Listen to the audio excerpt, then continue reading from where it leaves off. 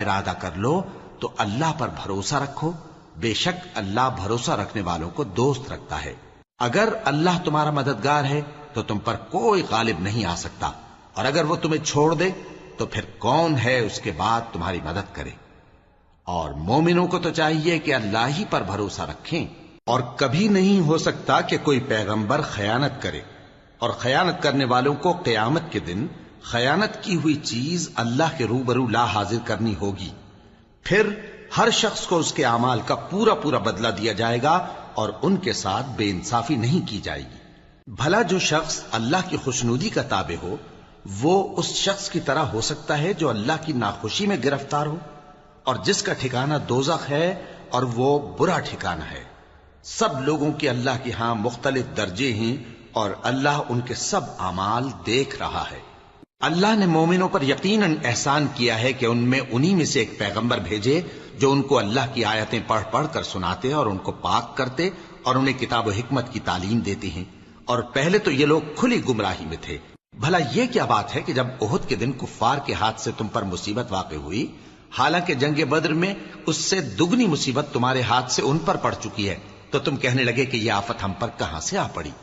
کہہ دو کہ یہ تمہاری ہی شامت اعمال ہے کہ تم نے پیغمبر کے حکم کے خلاف کیا، بے شک اللہ ہر چیز پر قادر ہے۔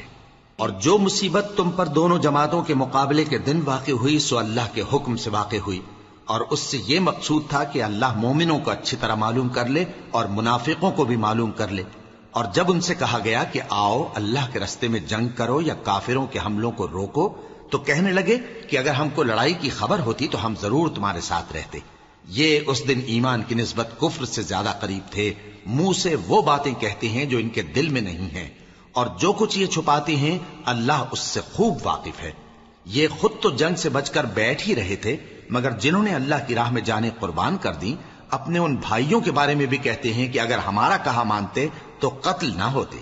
کہہ دو کہ اگر سچے ہو تو اپنے اوپر سے موت کو ٹال دینا۔ جو لوگ اللہ کی راہ میں مارے گئے ان کو مرے ہوئے نہ سمجھنا، وہ مرے ہوئے نہیں ہیں بلکہ اللہ کے نزدیک زندہ ہیں اور ان کو رزق مل رہا ہے۔ جو کچھ اللہ نے ان کو اپنے فضل سے بخش رکھا ہے اس میں خوش ہیں، اور جو لوگ ان کے پیچھے رہ گئے اور شہید ہو کر ان میں شامل نہیں ہو سکے ان کی نسبت خوشیاں منا رہے ہیں کہ قیامت کے دن ان کو بھی نہ کچھ خوف ہوگا اور نہ وہ غمناک ہوں گے، اور اللہ کے انعامات اور فضل سے خوش ہو رہے ہیں، اور اس سے کہ اللہ مومنوں کا اجر ضائع نہیں کرتا جنہوں نے باوجود زخم کھانے کے اللہ اور رسول کے حکم کو قبول کیا۔ جو لوگ ان میں نیکوکار اور پرہیزگار ہیں ان کے لیے بڑا ثواب ہے۔ جب ان سے لوگوں نے آ کر بیان کیا کہ کفار نے تمہارے مقابلے کے لیے لشکر کثیر جمع کیا ہے تو ان سے ڈرو، تو ان کا ایمان اور زیادہ ہو گیا، اور کہنے لگے ہم کو اللہ کافی ہے اور وہ بہت اچھا کارساز ہے۔ پھر وہ اللہ کی نعمتوں اور اس کے فضل کے ساتھ خوش و خرم واپس آئے، ان کو کسی طرح کا ضرر نہ پہنچا، اور وہ اللہ کی خوشنودی کے تابع رہے، اور اللہ بڑے فضل کا مالک ہے۔ یہ خوف دلانے والا تو شیطان ہے جو اپنے دوستوں سے ڈراتا ہے، تو اگر تم مومن ہو تو ان سے مت ڈرنا اور مجھ ہی سے ڈرتے رہنا، اور جو لوگ کفر میں جلدی کرتے ہیں ان کی وجہ سے غمگین نہ ہونا، یہ اللہ کا کچھ نقصان نہیں کر سکتے۔ اللہ چاہتا ہے کہ آخرت میں ان کو کچھ حصہ نہ دے، اور ان کے لیے بڑا عذاب تیار ہے۔ جن لوگوں نے ایمان کے بدلے کفر خریدا وہ اللہ کا کچھ نہیں بگاڑ سکتے، اور ان کو دکھ دینے والا عذاب ہوگا۔ اور کافر لوگ یہ نہ خیال کریں کہ ہم جو ان کو مہلت دیے جاتے ہیں تو یہ ان کے حق میں اچھا ہے، نہیں، بلکہ ہم ان کو اس لیے مہلت دیتے ہیں کہ اور گناہ کر لیں،